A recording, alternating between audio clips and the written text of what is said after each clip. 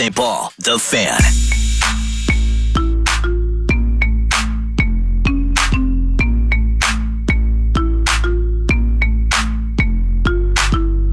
Leber. That's him. Ben Leber at Nacho Leber. X marks the spot with that. Also with Twin Cities Live, 3 to 4:30, Channel 5. Each and every weekday. And Nacho Lieber's with us now. How was Hawaii? Good to be on with you, buddy. Good to see you, brother. Good to see you. You know, Hawaii was great. Yeah. I mean, it's hard not to have a good time in Hawaii. It was a work bit, right? It was a work bit. Yeah, Twin Cities Live with Carousel Travel does a big viewer trip. We do several throughout the year, and this is the first time that they've ever, in the 15 years that Twin Cities Live, done a viewer trip with both hosts. Normally, it's just one or the other. The other one kind of holds the fort down back here in the studio. Where'd y'all go? So we went to the Fairmont Orchid Hotel on the Big Island. Oh, nice. And it was great. You know, it's I've been to Kauai a couple times. I've never been to the Big Island, and they're all equally beautiful in their own way. But you know, the Big Island is it still has like an active volcano, and it's very much that part of what makes it unique is ever present. I mean, you're driving past old lava flows the whole time. You know, lava rock everywhere, old lava flows. I mean, it's stunning. It's cool. So how was the balance between work and pleasure? I mean, it's like good. a working vacation, right? Yeah, it was pretty good. Those are awesome. Yeah, it was pretty good. Like you felt productive because you're doing stuff with work and whatever. But then we had, I think Saturday, once we were done in the afternoon, we had like basically a full 24 hours off, Saturday afternoon to Sunday afternoon. Was the surf up as Big Island would go? And did you do any body surfing? I did none. Was the surf up? Big Island generally surfs not up. That's generally different islands. I would say I wouldn't know because the way that this hotel was orientated, they had the beach access for all the guests. I don't know if they intentionally made it or if it's like just a natural lagoon. There was no waves that came into that area. Okay. So the swimming beach area, it was like a big, just like still body of water. So when you played for the Chargers or lived in Southern California, got up and down the coast, did you prefer body surfing or boogie boarding? Boogie. Ooh, boy. Microphone just went flaccid. Yeah, I know. Maybe it's the person talking into it causes said microphone to go flaccid. I don't even know. Are those new microphones? I think they are. I don't know. They're new mics. They're new mics, and this one just went real soft.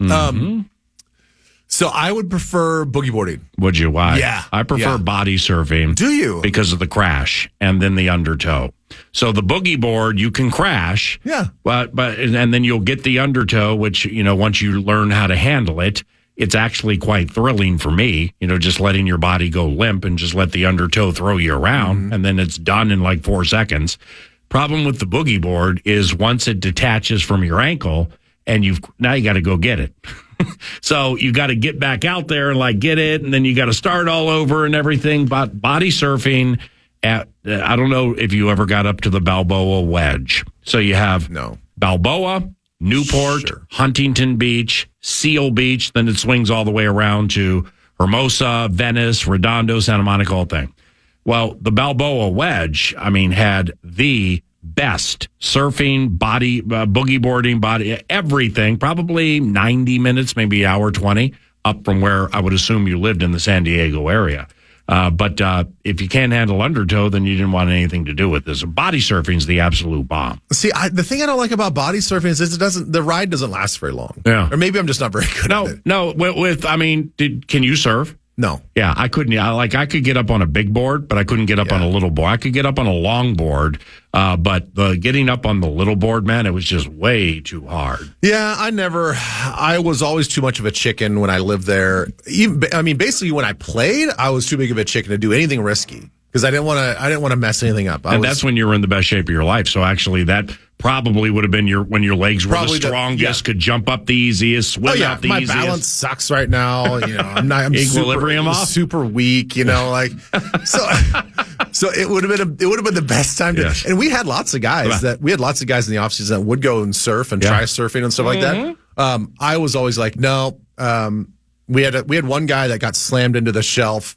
and messed his shoulder up. Just like basically body surfing or like even so doing anything in the water. I'm like, nah. Do you remember the old school show Hawaii 5-0? Yeah. Ba-da-da-da-da-da. Yeah. Well, that a lot of the opening stuff was filmed in Hawaii. With the waves that, I can't remember where it is, but it's not Big Island. But that still takes place. I mean, they're still like, it's because of the way it angles to the ocean certain times of the year. I mean, it's like the front of the wave is half as big as the back. Okay, so you see a 6-foot breaker. Well, when that sucker gets to the top, it's actually going to be 12. Mm-hmm. So you see it like, I got that one, but then it just continues to crest. And that's, where you see all those unbelievable surfing scenes from either TV shows and people getting tubed and stuff on their surfboards. That would be quite the challenge, even for an athlete like you. Yeah, definitely. And I think that's the North Shore of Maui. Yeah, that's exactly what it is. Thank you. So, on the Big Island, I'm sure there's surfing going on. I didn't see anything by us. We had one of the gals that worked at the pool. She was like, "Oh, you guys are in for a treat tonight." And we're like, "What?" And she's like, "Well, there's a big swell coming in, so there's going to be some big waves hitting these rocks." That's how they talk. Yeah, that's like how everybody talks there. Is about the swells. Yeah. And the tie sticks. I don't even know if those are a thing anymore. Tie sticks. Old schoolers can look it up. Might be a little sticky for you, though. New schoolers, I mean. Yeah. The combine was elite. Yeah, how was it? It was elite. It was elite because everybody was on time. Stefanski, 2-time coach of the year. Stefanski is now 4 years into it, and he's just maturing, and not like he needed to mature.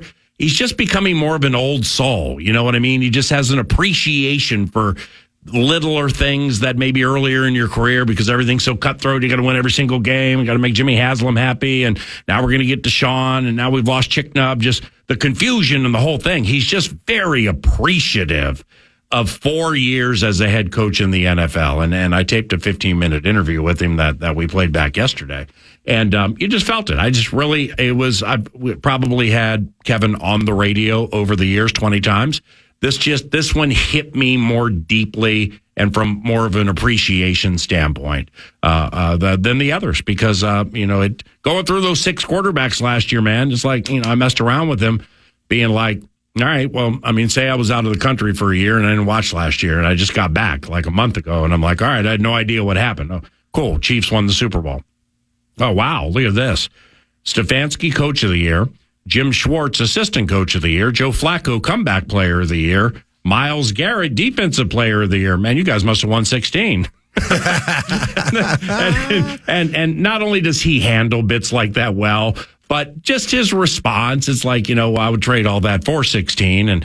And then just talking about the coaches and just the appreciation he has, man. It was just beautiful. Well, think about, anytime you do something, over and over and over again, you have the experience, and you're a 2-time coach of the year and all this other stuff, the accolades followed, and whether or not they follow you or not, you get nationally appreciated for that. But I gotta think that, he's way more self-assured in his job than he was before. Right.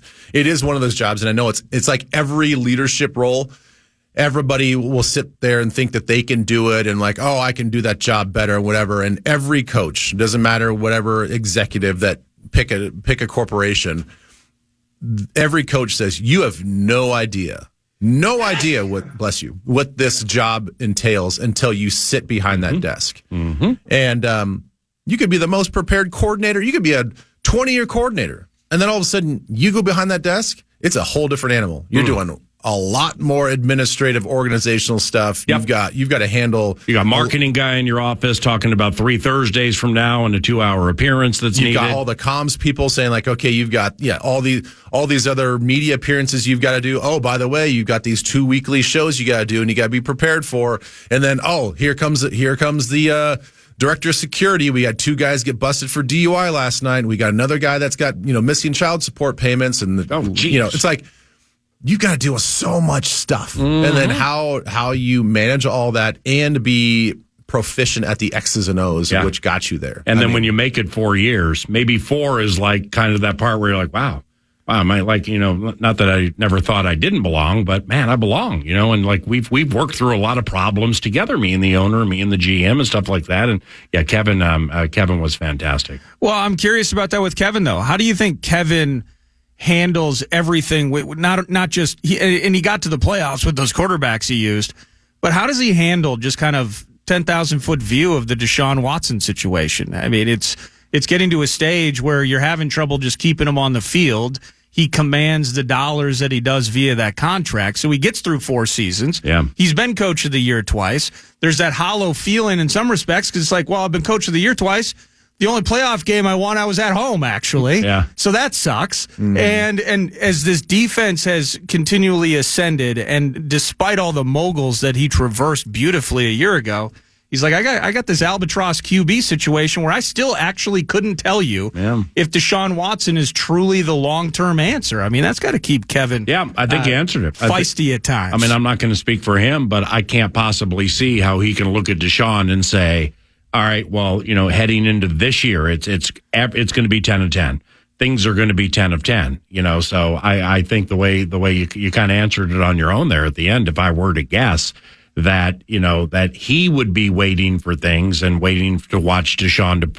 I mean, it's the way when I mostly talk off the microphone about Deshaun, and tell me what you think about this. I mean, there has to be PTSD involved for him. I mean, no matter what he did, what he didn't do, or whatever, that was a long period of time that, mentally, if he's not as cocksure or if he's not as squared away mentally, all right, 3-2. If Deshaun's not as confident, or if he's not as if he's not seeing things as clearly as maybe he did before, I don't know. Maybe that plays into it too. Oh, I can't imagine what it's like to, again, whether he's innocent or guilty or whatever, to have those allegations and accusations and charges on you, and people to come after your reputation and have to constantly fight that off. And then you have to worry about, who do I trust, who do I not trust in my inner circle?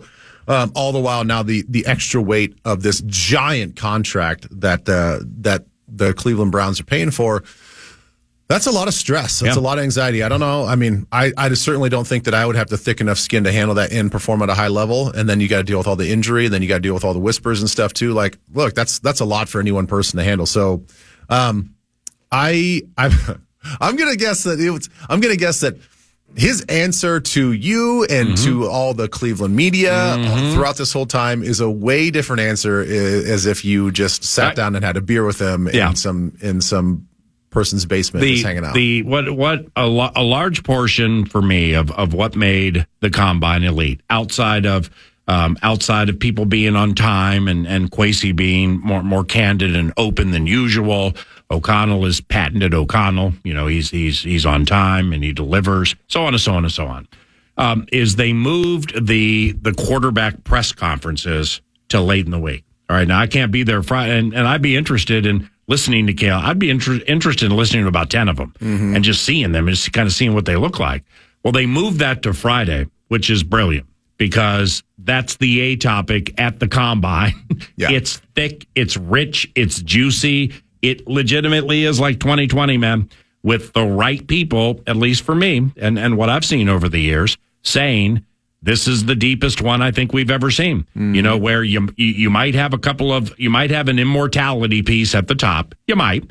You most likely are going to have some really, really good ones near the top in the first round who sustain and last, get second contracts as starters, which I heard a lot. Who's going to get that second contract as a starter? Even like Ryan Tannehill would get a second contract as a starter. So you got to put the whole thing in context with truly who gets those and who doesn't, like who's good and who's not.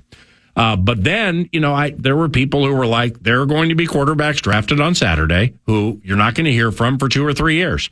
And then they're going to jump into the perfect situation with the right quarterback and the right coach. And they're going to start for 10 years. That there's the potential of that. I mean, when the quarterback class is perceived to be high end and deep, the Combine is on fire. I mean, that's all people want to talk about. Yeah, that.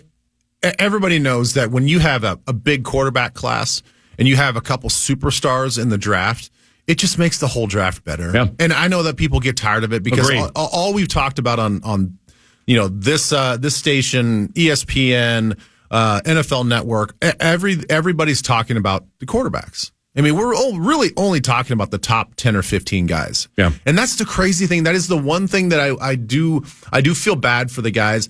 There are going to be multiple first-round picks for the casual football fan, not for the experts and the deep divers, right? If you're out there this snorkeling in the water of the NFL, there's going to be probably 5 guys go in the first round, change their life forever. They're going to get so much attention on Thursday at every draft party, and nobody's going to know their names. Nobody like, who's that guy? Who? Yeah. I've never even heard of this guy. Yeah. Because it's so top heavy that all we've talked about. And the cool thing that I think is fun about this from our perspective and from like a talking perspective is all these quarterbacks are so different. Yeah. It's not like, hey, it's the age of the dual threat quarterback. Well, yeah, we have some. There's a couple guys. Yeah. Then there's a couple guys that are pocket passers. And there's a couple guys that you're like, well, I mean, J.J. McCarthy wasn't really asked to do much at Michigan, but a lot of people like his skill set. Mm-hmm. Then there's a lot of speculation on how that transfers from, high-level national championship at Michigan to what you're going to be like at any team in the NFL. So it's skill specific. Everybody's got different intangibles. Now they're questioning whether Caleb Williams even likes football. I mean, we're getting so deep in this. Yeah. They're like, is it his dad that's pushing him this whole time? Is this a Johnny Manziel situation where he's basically just been like, it's his parents are the wind behind him and they're pushing him to do this? Does he really like football? Because once you get in the NFL and you got to put your true big boy pants on and you are the face of an organization, you better love football. Yeah. Because it's going to get exposed if you don't. Wow. Michael Penix is a great example of a guy that I still really like. Yeah. And I like him because he's been injured. If that can make sense. I like him because he's faced adversity. Yeah. Which major injury? The Achilles or the ACL? Oh my God, shoulders. Well, I mean, was it an Achilles? It was. I think it was both shoulders and both knees. He's had 4 season-ending injuries at Indiana. And then he was perfect until that title game. You could see he got beat up a little bit, and I think it was his hip. Well, that guy's going to drop. Second half, he was limping around. He's going to drop big time, isn't he? I mean, because general managers, when the rubber meets the road, will get scared. Mm-hmm. If you take him and there's an injury, within a year and a half, well, that's 100% the owner being like, well, I mean, why did we do it in the first place? We knew all of this from the last 3 or 4 years. I mean, owners will take low hangers if they can, but it makes sense. Well, I mean, it happens all the time. I mean, look at Marcus Davenport. Yeah. I mean, Marcus Davenport, we take a flyer on for $10 million, and everything you heard about him, like high-end talent, super talented if he stays healthy. Yeah. He's been red flagged his whole career. Yeah. So then you just pay him on a 1-year deal. Hopefully you get something out of him, and then he has a high ankle sprain and gets surgery and he's out. Yeah. And we got him for what, 1.5 games? I don't know. So it happens a lot. I think that somebody's going to take a big time chance on him because he's to me the arm talent proven to be the best deep ball thrower in college football. Yeah. And well, McCarthy hasn't done it a lot.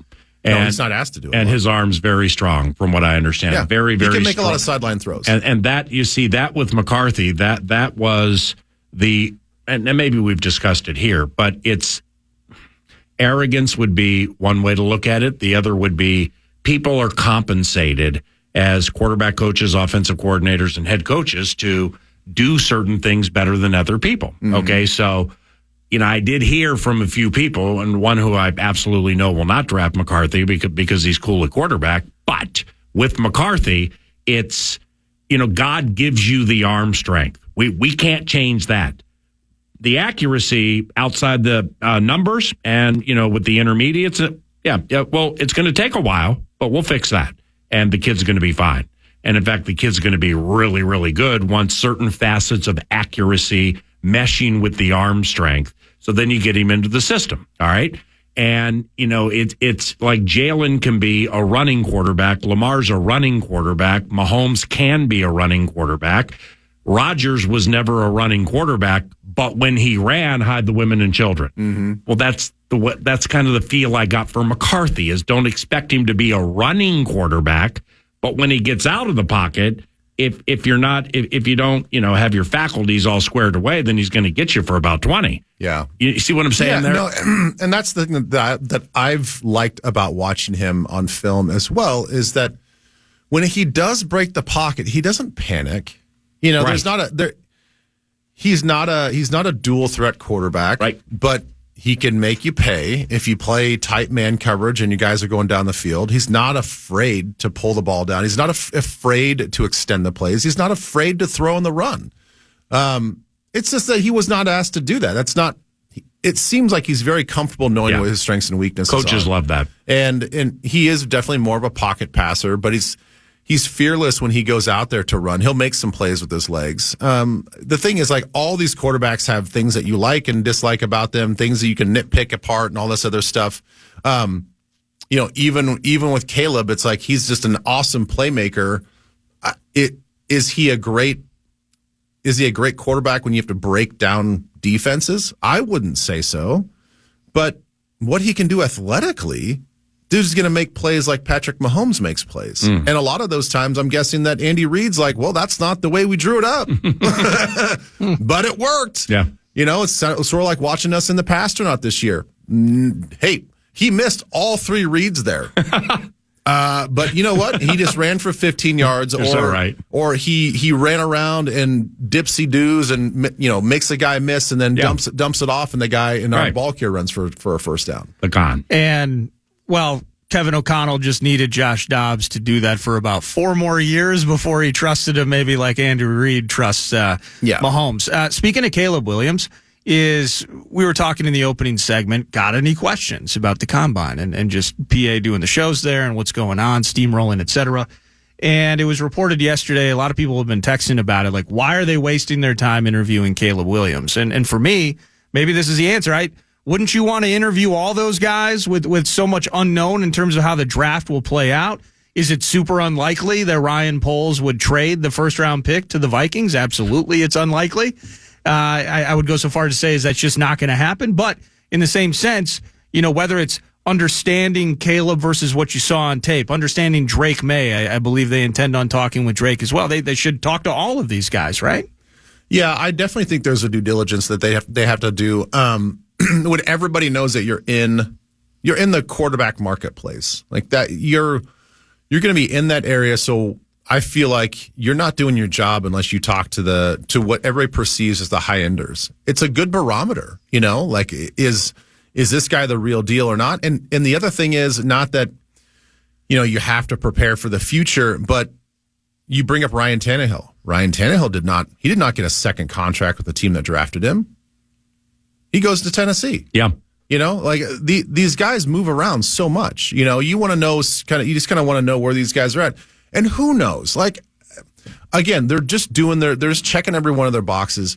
What if 2 days before the draft, here comes a Bong picture where he's got a gas mask on his face, you know, and all of a sudden now they're like, the Bears like, well, we just traded away our quarterback and we can't take this guy because he's a big risk now. Now we're going to go with Drake May, and maybe another team is scared off. Like, no, this offense coordinator doesn't like the way he plays, and who knows? Maybe he slides 3 or 4 spots, and you're the Vikings. Like, well, now we got to sell everything to get up to that pick because we really like him.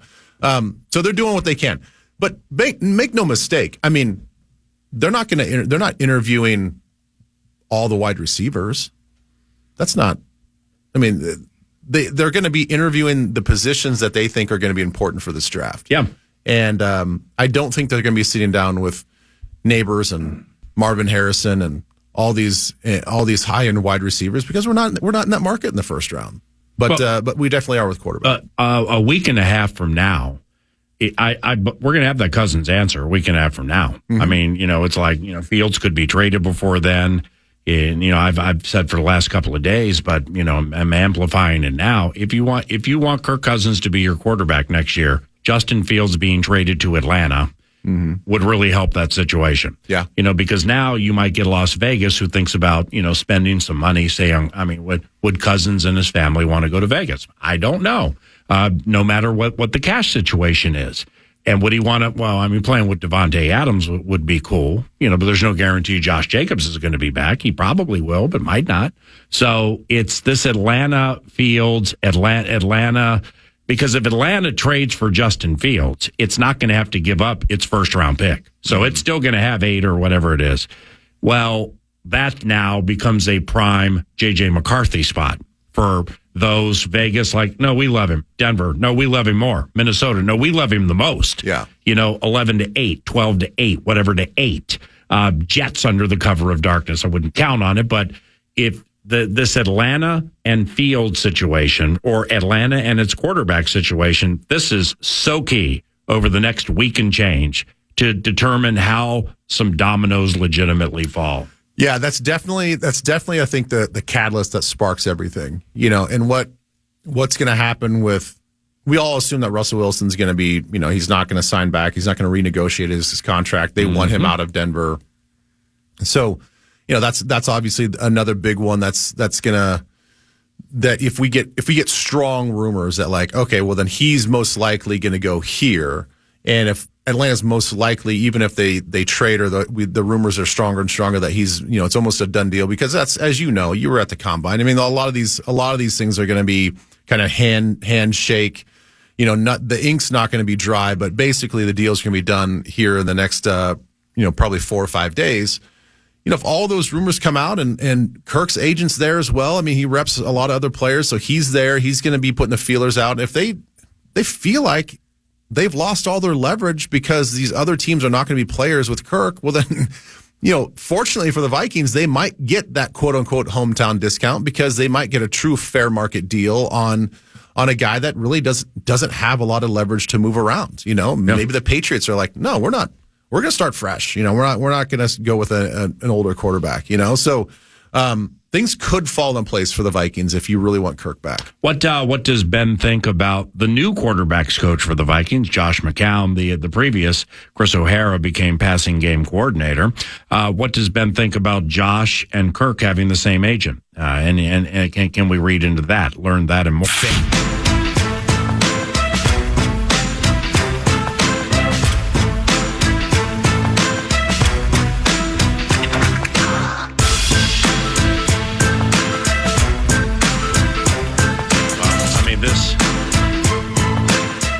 This is a virtual guarantee. March 10th, I'm taking my son, Senor Smiley, to Los Angeles. You're going to go to Timberwolves Lakers. Nice. At Crypto that evening. And then 2 nights later, same arena, Wolves versus the LA Clippers. So we're going to be gone. That's a badass trip, by the way. That's sweet. It's going to be great until, I appreciate you too, but we're really excited for it. Derek and I talk about it every day. It's going to be great until March 11th, the legal tampering day, where your Cousins has gone to Atlanta. And I'm doing Monday, March 11th, the plans are for me to do 9 to noon. Show. Yeah, the Monday show that day, 9 to noon, will be 7 to 10 in the morning from the Timberwolves team hotel. So we're working for a place that I can do it. Here comes Chris Finch, here comes the GM, Tim Connolly, here comes Rudy Gobert, here comes Mike Conley, and so on. How are they going to deal with it? You got Ethan Casson, you got Crunch lined up, and then there's a big deal. Yeah, I probably will have Alex Rodriguez and/or Mark Laurie, the owners of the team, scheduled for the 10:17 and the 10:35, and the NFL just going to clip all over it. What? Can you imagine Abbott's call to me? Oh my God! What that's going to be like into the show, if that's the case. So I don't know. That legal tampering, that March 11th. Yeah. That could be the whole thing right there, the whole thing. Kirk's back, Kirk's gone. But you're on call, right? You're on call. If they need you Tuesday or Wednesday, I can call down to L.A. and be like, hey, what do you think? Daniil Hunter, 5-year deal. Negotiable. Negotiable. But see, I'm getting my tickets for those games from iHeart, so they're doing me a solid. Yeah. So if we're going to get into the how do you put it? The check the box, the cross the T, dot the I, like you did this and I owe that and you did that. No, I don't play that game. Okay, so I'm going to say what the kids say. Mm-hmm. Charge is going to catch a stray here. So this is not akin to that Charge. Was lit. This is not akin to Charge, taking his vacation time during the championship game, is it? Ooh. Wow. Ooh. Oh, wow. No, because I would have to become so frustrated with something. 4th game of the year, Dalvin tears his ACL. Keenum, he's all right through 4 games. We're 2-2. Dalvin tears the ACL, Charch hits send on the cruise to Turks and Caicos, Antigua. Confirm payment. Yeah, confirm payment. And his email just popped right up at guillotineleaks.com. There it is, honey, we're going. I'm so pissed off, and they have no chance. Oh, so you're saying this, your situation's worse. Why? Because you know that the tampering period starts at that certain date. Those Sunday night seats I have for Wolves and Lakers don't pop up often. I always love that one. Yeah, but they didn't pop up 5 months ago. You are at the mercy of the Wolves' schedule. That's what makes me thinking, dumbass. That's what makes this a little different. You're at the mercy of the Wolves' schedule. Yeah. So the Wolves, it's not as if. Why did this turn into my vacation with my son terrorism? Does this feel like I'm driving this 18-wheeler right now, right over your body? Well, a little bit. Well, I kind of like the fact that Leber just pulled Charch out of nowhere and just went after him about it. I love that. A Charch stray. But no, Cousins leaving is a big story. Yeah. The Vikings getting to the NFC Championship game is a big story. Well, it's March 11th, I'm doing the radio show. But it's 7 to 10 a.m. Pacific, so there might not be a lot there. It generally happens in the afternoon. So, let's turn the metaphorical tide here. You better hope nothing happens because you're the first one they'll call. I always love that. Now, all of a sudden, you're in here doing 9 to noon, which is fine. You and Nordo would do terrific work. But maybe you enjoy that. Maybe this is a conspiracy. Yeah. Oh, yeah. So that I'm not here for the atopic talker, which would completely I'll get people on the phone. We'll figure it out, and I'm sure if available, you would certainly have an opinion, and you'd potentially want to at least give us 5 to 7 minutes, for sure, as you and the kid are. I'm just saying, traversing Hollywood and walking across the stars and doing all that. It's worked that way with me here in the past. Well, when Zimmer got hired, I was in Puerto Vallarta. Michael Russo was doing the radio show. Zimmer got hired. It's Russo Radio. Abbott hyperventilates, and now I'm on the phone from Puerto Vallarta for 23 minutes. Talking about when they blew out the Vikings in the penultimate last year, and Zimmer used 3 safeties. I'd never seen it before. It's great bringing that innovation in, stuff like that. But I never got a vacation day in trade for that 23 minutes from Puerto Vallarta. I'm playing. The only thing that's guaranteed is that Abbott will hyperventilate. Mm-hmm. So that's the only thing. Because he wants to win. That's the only thing we know that's going to happen in that 3-day period. Steamrolling, legal tampering, all of that. Abbott will hyperventilate. Yeah, I should not have. It's going to start now. Yeah. By going down this road. He's at home listening right now. It's this could happen March 11th or 12th or 13th. Just don't super stack your show. Just leave some wiggle room. That's all you got to do. Maybe I'm obligated to super stacking the show.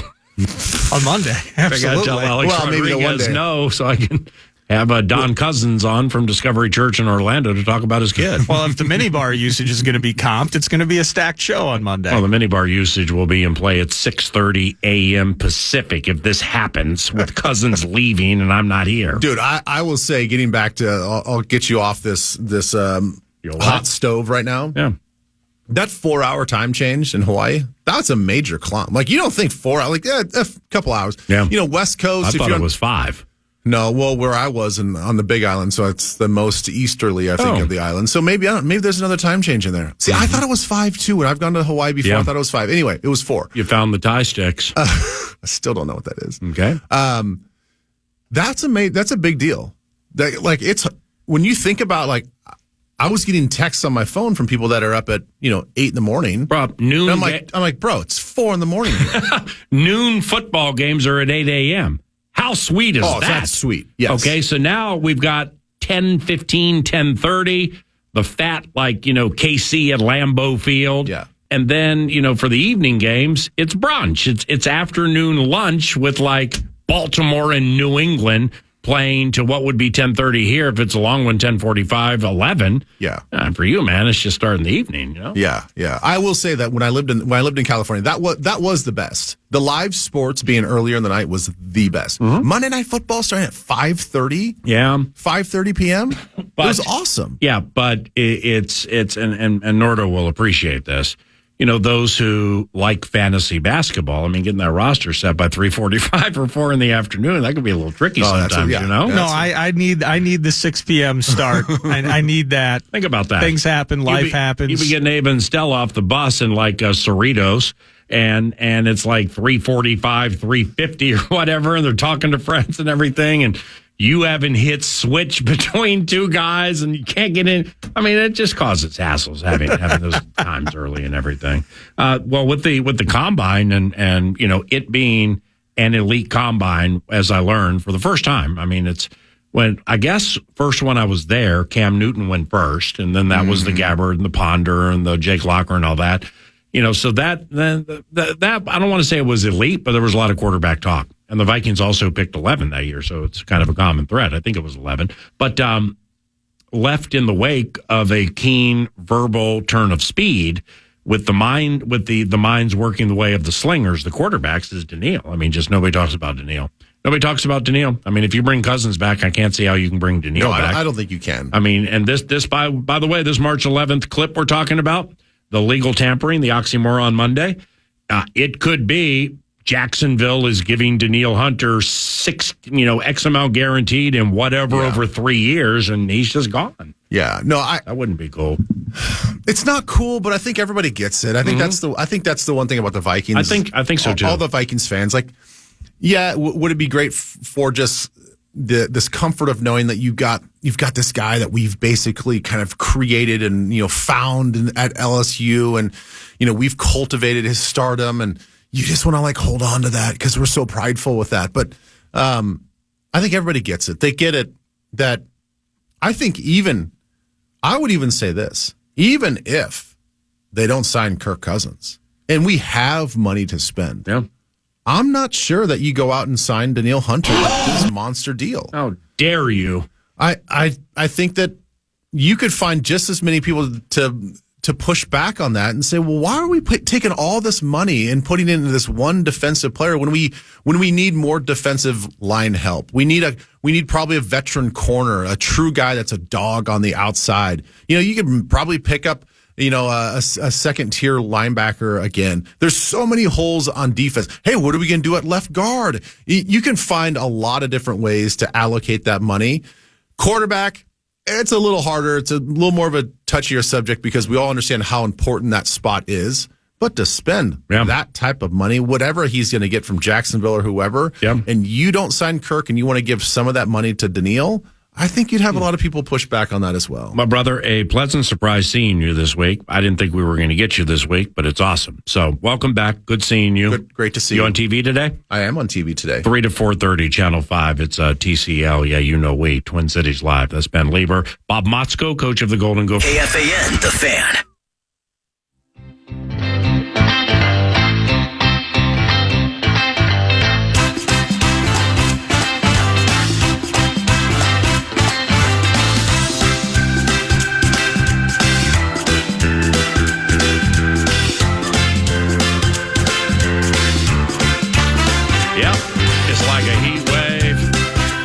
Motzko, coach of the Golden Gophers hockey team. It's Paul Allen. What's going on with you, my brother? Things well? Well, we're coming off a bye week. Got Michigan rolling in, section playoffs going around the state, heading to the state tournament next week. It's a great time of year. And, we got to get our engine started and get cranked up and join the fun right now because it's a monster weekend for us. Yeah, you got Michigan at Mariucci. That just sounds big. I mean, whether Michigan's putting 7 guys into the NHL, I mean, you guys, and I'm going to get to that momentarily. I mean, because you guys are similar but dissimilar. But, last week when I texted you to like, hey, what are you doing? Let's chat about the off week, or just like, let's just chat, man. I love having you on the radio show.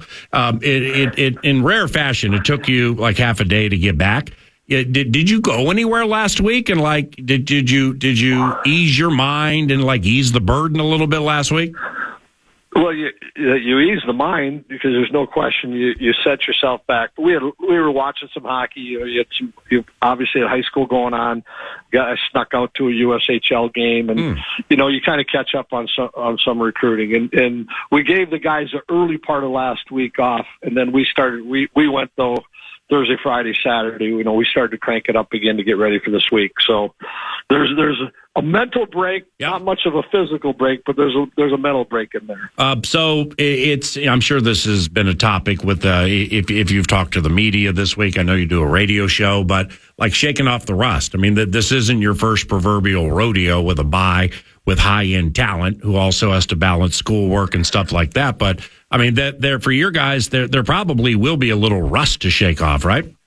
Yeah, it's inevitable. It happens when it's kind of a rust, but it's a little bit of a mental rust because we were going straight through, like from Christmas. Yep. We were playing games.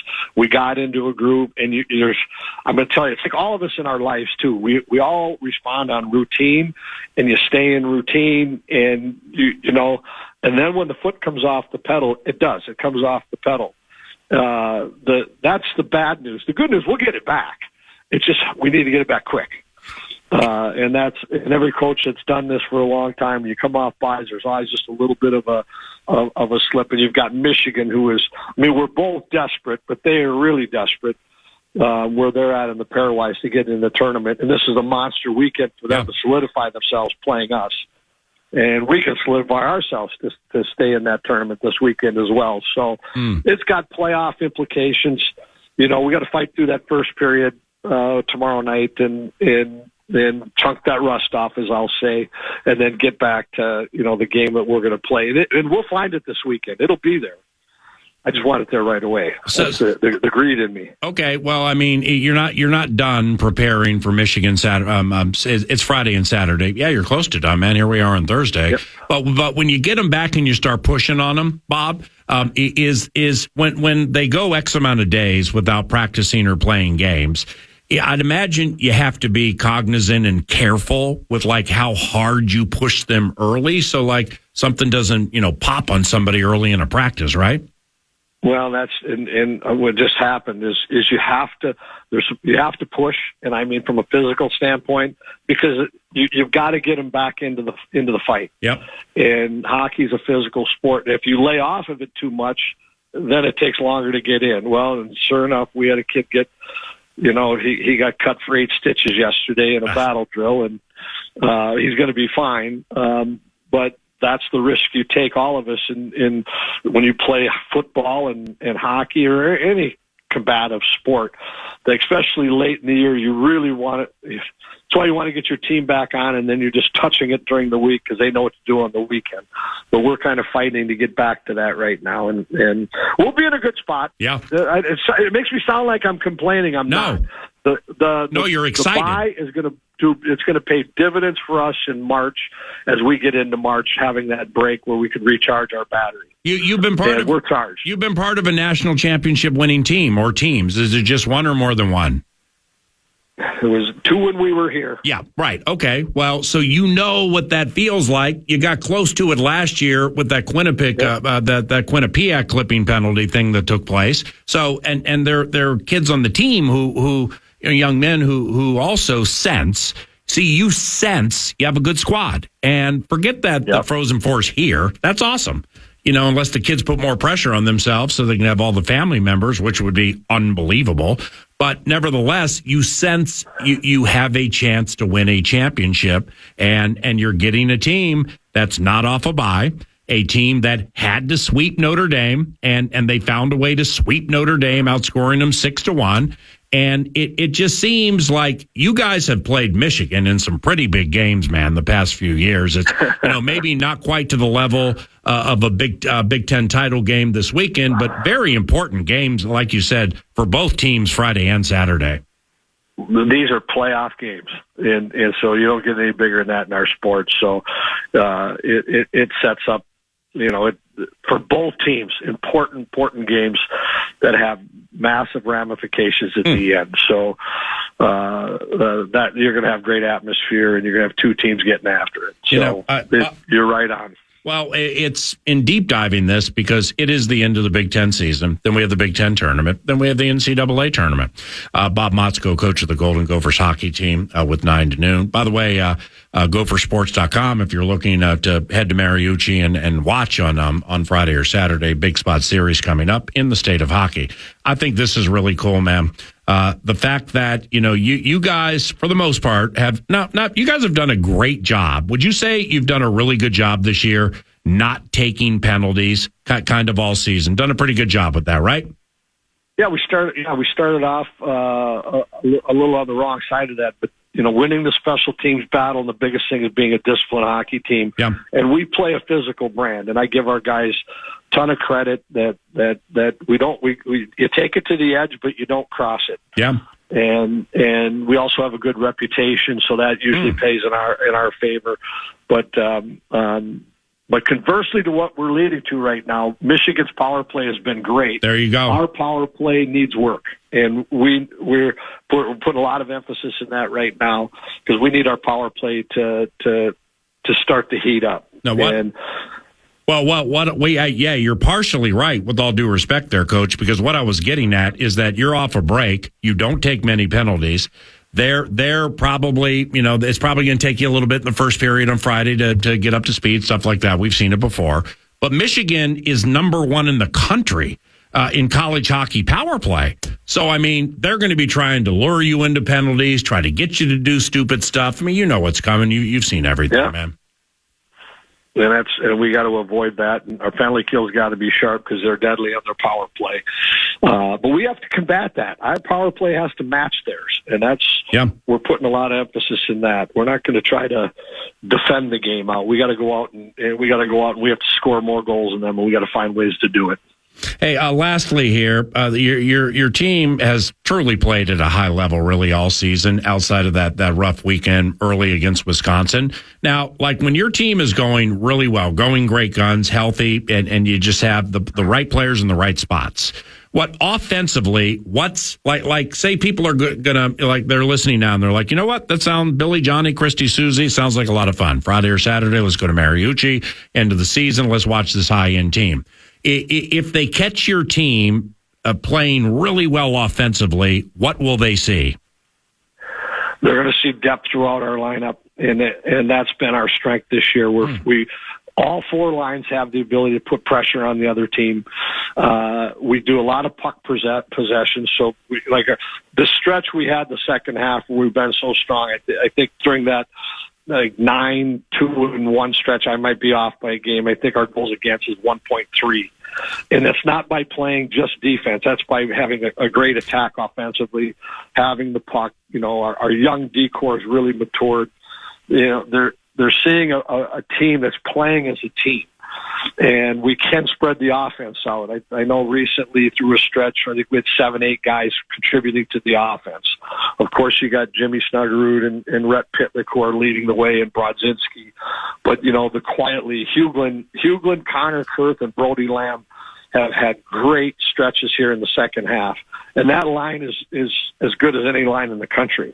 And they kind of get hidden sometimes with Oliver Moore and Snuggie and Pitt and then Nelson line. So we are a 4-line deep team, put pressure on other teams, and we've got a lot of guys with the ability to change a game offensively. Same thing with when they're playing extremely well in front of close specifically, but when your team is high end defensively over the course of a game, what does it look like, Coach Motzko? Well, here the big thing I'll say is last year. There's critical moments in a game where the game can change, like a penalty kill or a power play or a defensive play. And when we had Faber, Lacombe, and Johnson out there last year, I'm just using those three guys as an example. They were out on the ice, and boy, was I a good coach when those three were out on the ice. They because they were veterans. Two of them were seniors, and Faber, look what he's doing. Right. They handled so many critical moments that kept games even or gave us the advantage and didn't let anything bad happen. They were having those veteran players out there that controlled it.